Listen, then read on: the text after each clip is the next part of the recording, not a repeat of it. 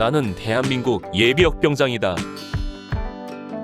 이등병 시절 5번째 이야기. 103보충대 생활.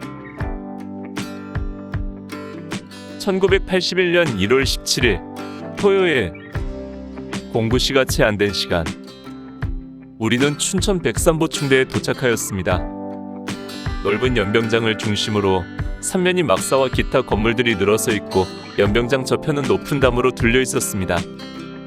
연병장 둘레에는 미루나무가 높게 서 있었으나 겨울인지라 가지만 앙상하게 남아있고 그 가지마다에는 어김없이 상고대가 하얗게 피어 있었습니다.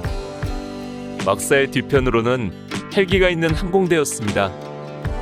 보이는 것이라고는 오로지 군인에 관련된 것만 있는 그런 곳이었습니다. 우리는 다시 집합하여 인원 파악을 하고 소대 편성을 했습니다. 별다른 기준 없이 그냥 서 있는 대로 인원을 끊어 인원만 맞춰 네모반으로 들여보냈습니다. 네모반에 들어가 보니 엄청나게 큰 네모반이었습니다. 인술자의 말로 200명이 사용할 수 있는 네모반이라는데 정말 그 말이 맞는 것 같았습니다. 네모반 안에는 군데군데 흑벽돌로 만든 커다란 구조물들이 있었는데 배치카라는 난방시설이었습니다. 논산훈련소에서 보일러 스팀 튜브만 부어온 나로서는 배치카는 처음 보는 신기한 것이었습니다. 기관병들은 그 위에 군화도 올려놓고 양동이에 물도 담아 올려놓고 데우고 있었습니다. 우리들은 편의상 소대로 나누었지만 한 네모반에서 생활하게 되었습니다. 점심 식사는 별도의 건물에 있는 식당에서 했습니다. 훈련소에서는 네모반에서 식사당번이 타다 놓은 식사를 했는데 이곳은 우리가 가서 식사를 하더군요.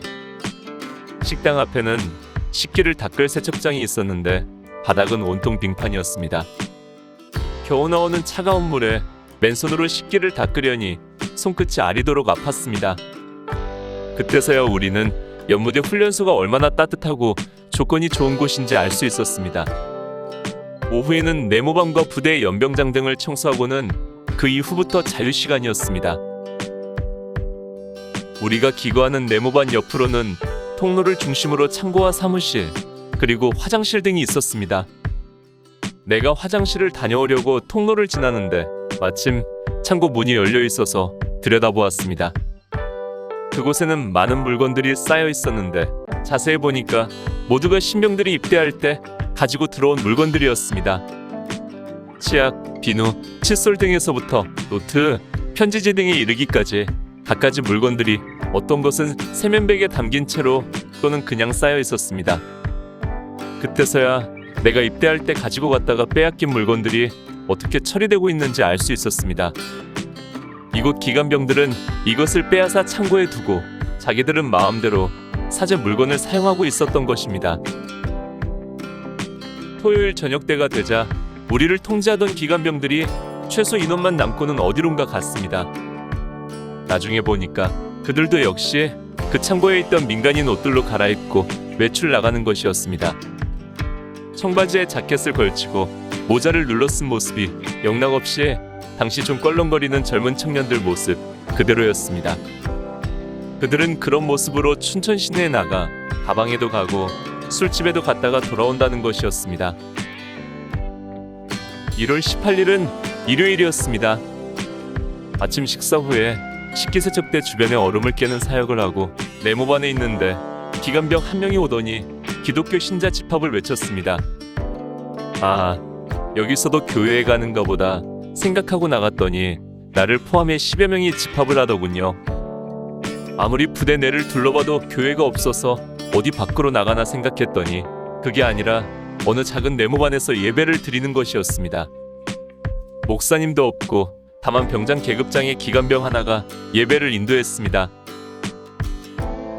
이곳 103보충대에는 우리 말고도 또 다른 신병들이 있었습니다.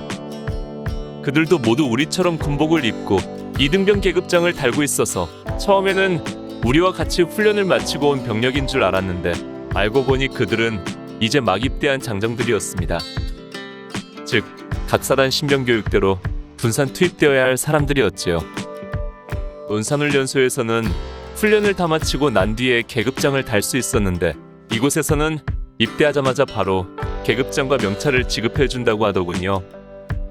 우리는 그들이 우리보다 한참이나 늦은 쫄병임을 알고는 다음부터 그들을 만나면 반말로 말했고 그들은 꼬박꼬박 존댓말로 고참 대우를 해주었습니다.